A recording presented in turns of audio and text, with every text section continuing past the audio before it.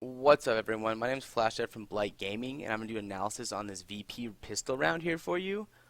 I really wanted to showcase this round because it's a really good example of how misplays in Pro League are a dominant factor on who wins the round. And I think it's a really deep understanding of the meta and how a pistol should be worked.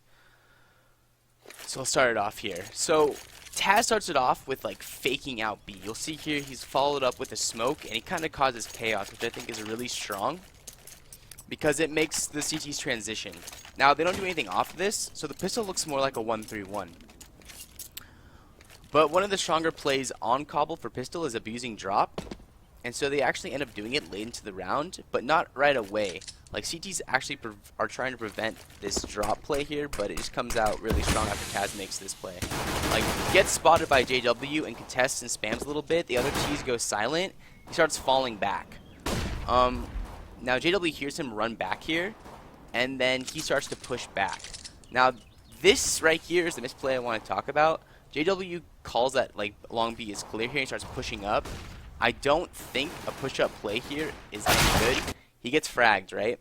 Now, if they are faking long and going towards A, why would you need to push through long B?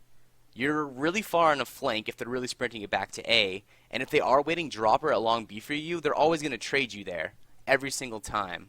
JW's play here, it's like opens up the round, even though drop is initiating at the same time, which I like a lot, because what they did was have Taz go out, make noise B, then A waited the push, and then they put 3 towards drop to make initiation after they faked they were falling back with Taz and JW saying it's clear.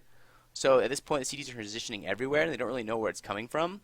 But JW's play right here really opens up the round. For a loss, not for a win, though. And then another frag happens towards drop here. You can see at the top right there. And then a third one. Because once the long player dies and one player dies drop, there should only really be one more in B, with one in the transition spot between, like, floating between A and B, because they got that fake call. After that frag, I mean, the round just falls apart. But that's basically it. They'll kill Flusha here, and they'll end it. Maybe Flusha gets one. I don't even know. I don't remember. No, it's a piece of. Everybody has armor, so some of their smoke and decoys and stuff. It's like a flawless round from BP. But that's just like a round that I wanted to show on how knowing the meta of the map, along with like waiting your pushes and not always having like a scrim strat for pistol, can be really strong if you know what the CTs are going to be doing and anticipating.